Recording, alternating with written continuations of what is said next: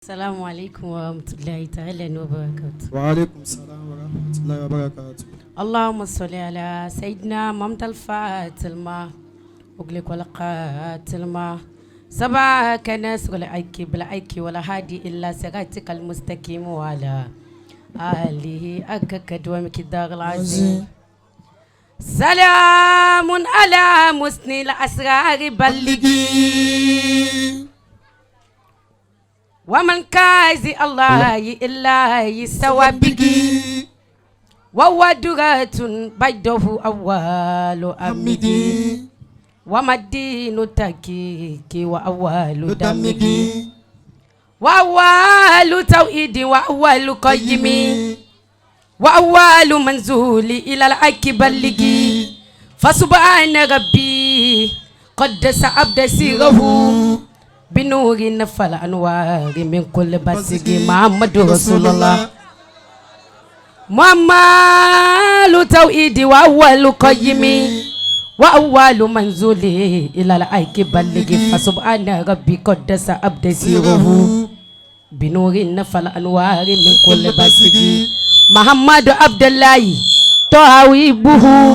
بيوب الله كالك مسلم بواسيجي خفاني افتخارا أن شغرفتم بربه سكرتم مامي ودادي كسبجي رسول الله عالمين تعالى النبي محمد رسول الله صلى الله عليه وسلم رسول الله عالمين تعالى قديم كندا يا رسول تعالى قديم كندا يا رسول فلا وغن فكيرا إلى غير إله تعالى قديم الثواب البابي وهو معمل يبا كريمي وهو خير الطولة تصغر عندي غير العمد إنني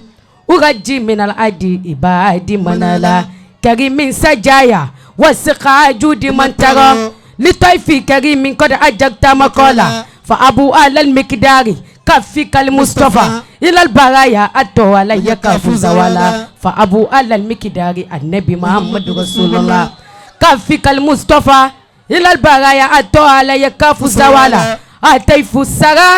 أموانا رقبي يا ماما مواتينا كير الناس لسير السماما وعليتها أني ببابي وأمشي بالتاتيب لطاعة مسلمة ونجي أمين الله قاسنا سره ومتيزا وفقات كنزا ومغنما ونجي طاعة olóore báyìí òbó muhammadu o unaji itoa mina amina muhammada ataka kadimu shaibul fawdi mudima askura ali amkafaka fa innama takaramta liman qablu man kuntu mulzama makarim al ali judi fi kata jamaat faqad ishta azgannat baldum takrama muiban fakiran zailan jashailan يجوب فيافي أزاشي مرامرما ومن قال الشيخ إبراهيم وني على إليه تشري اليرى الناس من أرى من الأكي أو يبود لا أمم بداليا أن الشيكة غوز لزنورا ورمز الوجود بل لا أكو بنيا سوغ المجد والإنساني والرشد والزقا بنا وكان لا أكو وسويا أبو المجد والكرامي برام كولكي أهابو إلا يا من طريقي وتلدي أهابو إلا يا من طريقي وتلدي ونفسي وأبابو داوم ذكرى مليا أما الشيخ إبراهيم olóore bá ń pẹ́wọ́ barahamu dáadáa àmọ́ ṣéwù ibrahima iburu ibrahima mayiru ibrahima mutafaddilu ibrahima nugul udda ibrahima siru zati ibrahima ainu zati ibrahima kolazuwa zati ibrahima famu zati ibrahima ṣéwù lillahi alhamdu summa shukurun zayilen mifaliyan ajma'i fadoila wa innani asalu diyana wasuda wal afafa wal amana akiwa aladefui wajal bi consider wajal ma'aminu ilayhi consider udiriku mamado afutu mambako wa inta sabako lizala sabako agdili kulli awliya'i wal ulama kull al muradi mufradan wa allama la azala kasla yatarini atatuni lani wa tashtabini amaitani fasutani fal amdu lillahi yaqulu fal amdu لا إله إلا الله الله الله لا إله إلا الله الله الله لا إله إلا الله الله الله لا إله إلا الله الله الله لا إله إلا الله الله الله لا إله إلا الله الله الله لا إله إلا الله الله الله لا إله إلا الله الله الله حسبي بباغي غوفي الله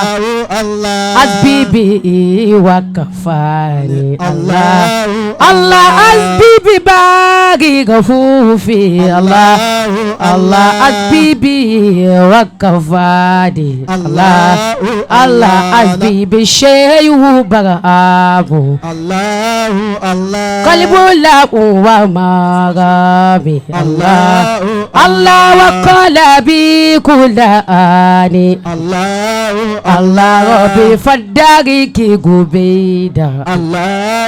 الله سوءة دون التواني الله الله لا إله إلا الله الله الله محمد سيد البرايا محمد سيد البرايا محمد سيد البرايا محمد سيد البرايا الله محمد سيد البرايا محمد سيد الودايا محمد سيد البرايا محمد سيد البرايا محمد سيد البرايا محمد سيد البرايا الله جل فكري في مالي أحمد جميل نوالي إنه أكدجي ورفيق في المجال محمد سيد البرايا محمد سيد البرايا محمد سيد البرايا محمد سيد البرايا بامي يوم نبي محمد أذكر وحبيبا ọlọ́run kó wọlé anabi Muhammad ọlọ́run kí ó ṣàlékún àlùbáríkà bákan náà a kí ìwọlé àwọn Istijaba Society àwọn náà ti ń bẹ pẹ̀lú wa láàyè yìí a kí ń pé ẹ káàbọ̀ sáàrin wa láti White House àwọn náà ti ń bẹ ń kalẹ̀ ọlọ́mọsàájì ó dáa fún yín ọ̀làlá ilaha illallah.